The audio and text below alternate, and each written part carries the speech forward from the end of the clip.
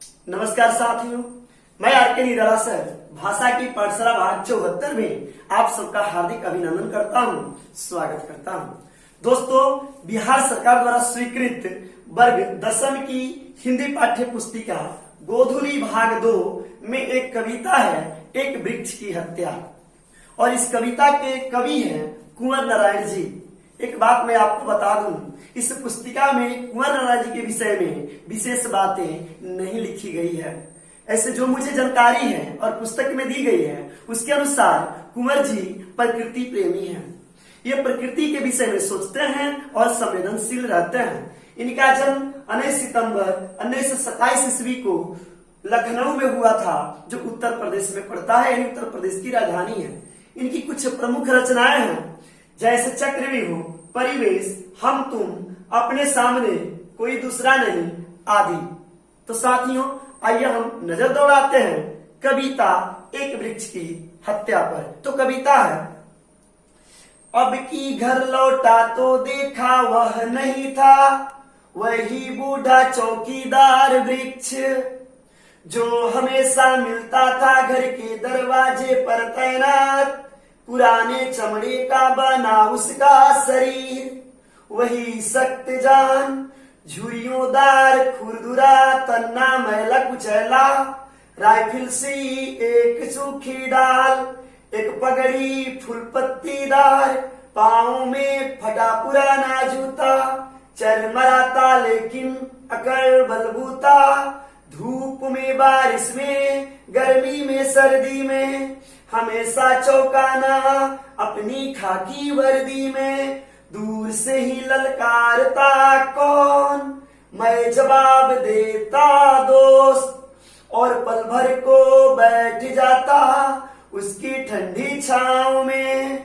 दरअसल शुरू से ही था हमारे अंदेशों में कहीं एक जानी दुश्मन, कि घर को बचाना है लुटेरों से, शहर को बचाना है नादिरों से, देश को बचाना है देश के दुश्मनों से, बचाना है नदियों को नाला हो जाने से, हवा को धुआं हो जाने से, खाने को जहर हो जाने से, बचाना है जंगल को मरुस्थल हो जाने से, बचाना है मनुष्य को जंगल हो जाने से। तो साथियों, इसका हम भावार्थ आपको बताएंगे।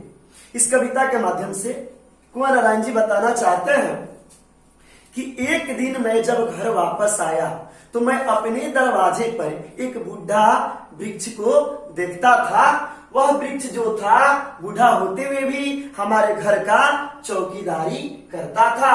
वह हमेशा दरवाजे पर तैनात रहता था।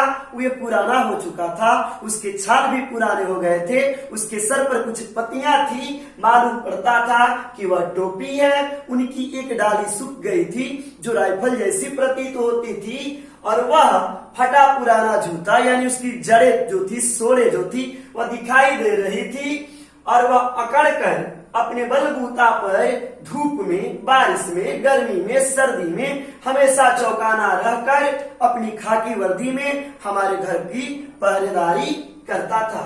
कवि का कहना है, दूर से वह मुझे देखकर ललकारता था, तुम कौन हो? और मैं उससे कहता था, मैं तुम्हारा दोस्त हूँ। कवि का कहना है कि मैं पल भर उसके छांव में बैठ जाता था और मैं वहां पर अपने आप को तरोताजा पाता था, लेकिन मुझे डर था कि आज न तो कल कोई इसका दुश्मन है जो इसको एक दिन समाप्त कर देगा। कवि का कहना है कि एक दिन जब मैं घर आया तो देखा कि वह बूढ़ा पेड़ नहीं था, प्रकृति के दुश्मनों ने उसे काट दिया था, एक वृक्ष की हत्या हो गई थी।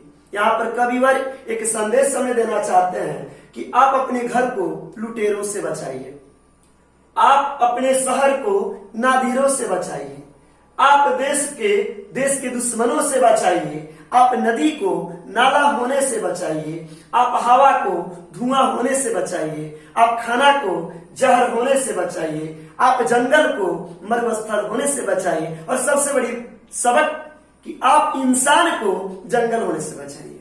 क्योंकि इंसान प्रत्येक दिन जंगल को काट रहा है। आज इसके अंदर मानवता नहीं है। अगर जंगल नहीं होंगे, पेड़ पौधे नहीं होंगे, तो फिर हम कैसे जीवित रह पाएंगे। और फिलहाल एक ताजा उदाहरण है इस कविता के लिए, वृक्ष की हत्या के लिए, ये कोरोना काल। इसमें ऑक्सीजन की इतनी कमी हुई कि ऑक्सीजन के लिए ये लोग मरने लगे। लाखों रुपया देकर लोग ऑक्सीजन खरीदने लगे। कहने का अर्थ है कि पेड़ पौधों की हत्या मत कीजिए, इसकी रक्षा कीजिए। मेरी बात आप तक जरूर पहुंची होगी। यदि आपके दिल में मेरी बात विद्यार्थियों पहुंच गई होगी तो आप मुझे जरूर लाइक दीजिएगा और कमेंट लिखिएगा। इसी के साथ नमस्कार।